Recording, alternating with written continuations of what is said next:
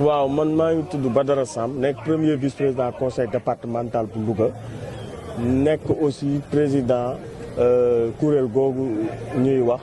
Dans ces organisations-là, il y a des ressources humaines.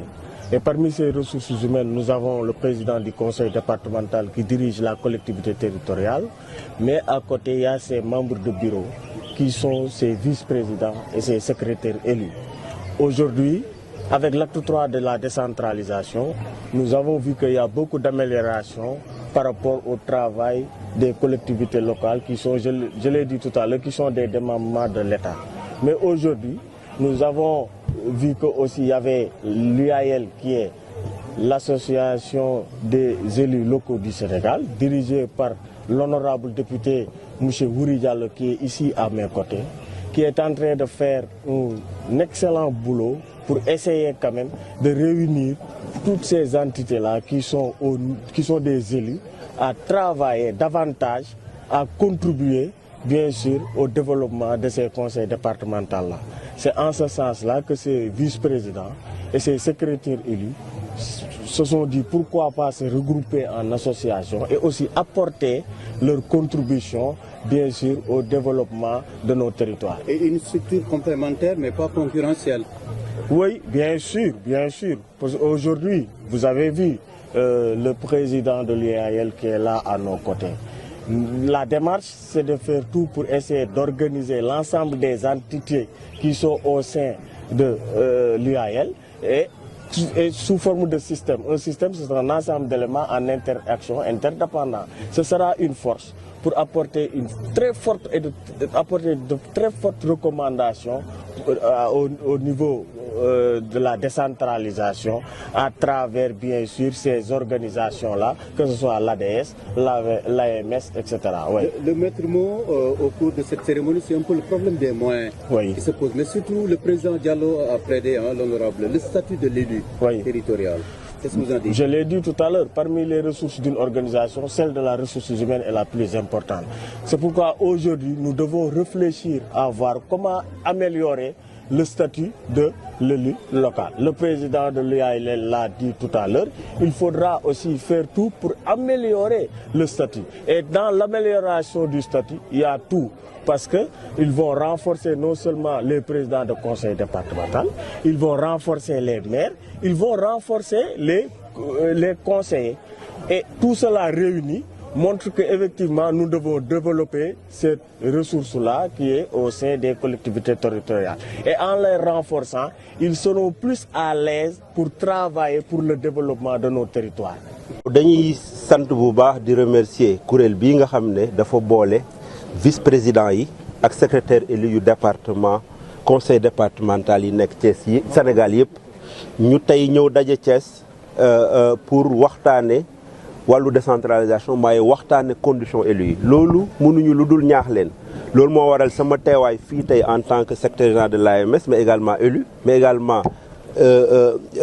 élu de la région et élu national mais également du président Wuri Diallo qui est le président de l'association des élus qui fédère l'ensemble des associations faîtières mais également de Mbéri Sylla représentant en tout cas le président de l'ADS, notre frère le président Benjeloun.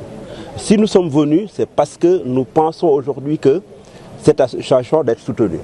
Il y a juste une recommandation que nous leur avons faite. Et on a juste une recommandation, si nous avons fait l'ADS, nous avons fait maanaam problème yi ñu am ak yi ADS am.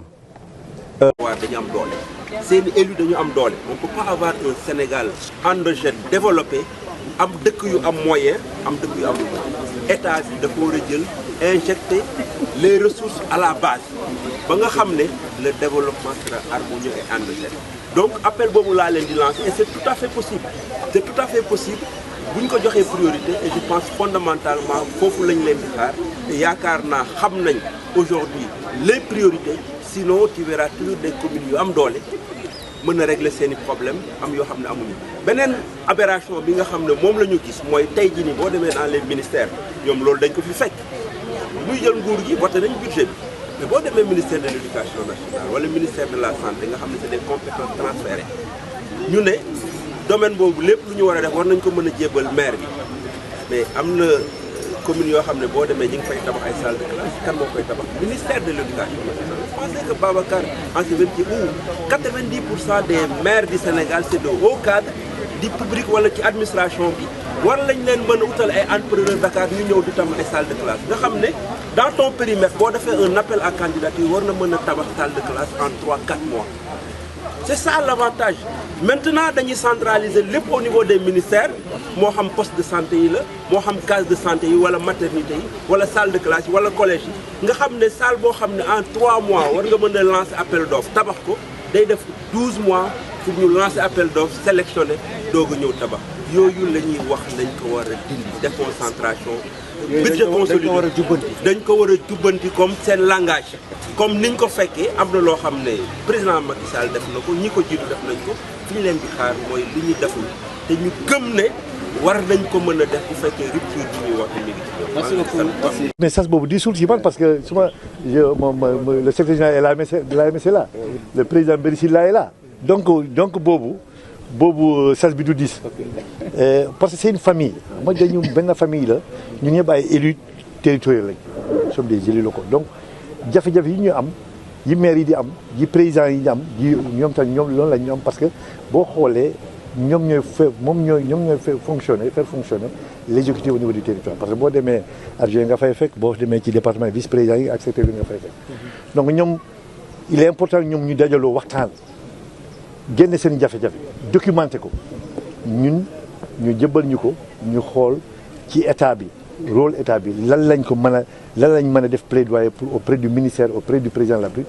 pour que ñu jël en charge les difficultés liées pas seulement au statut de l'élu mais ci domaine yi yëpp beneen bi aussi document boobu dinañ permettre base parce que dañu am encore ay rencontres ak nos partenaires techniques et financiers donc partenaires yi nekk kii fépp wax naa leen sànq dañuy rencontrer les ambassadeurs dañuy rencontrer les ONG et tout récemment ci 3 Cap Santé ñoo xam ne regroupé na 30 organisations de la société civile ci biir réew bi daje nañ ba ñu signé convention entre ñoom ak UAL pour ñu def benn plaidoyer bokk plaidoyer bi pour que ñu mën a améliorer les conditions ñoo xam ne liggéey élus territoriaux au niveau de la base loolu la amoon li may wax maa leen gërëm di gërëm la presse di leen sant parce que seen présence bi vraiment bu am solo ci ñun yëpp ci ñun et président Badara vraiment boo gisee cette présence da nga war a kontaan da nga war a continuer di collaborer ak ñoom parce que loolu dafa am solo. communication mooy boo duggee ci néeg alors que boo taalee lamp rek day loolu mooy communication mais boo amul lamp rek di nga réer ci biir néeg maa leen gërëm di leen sant.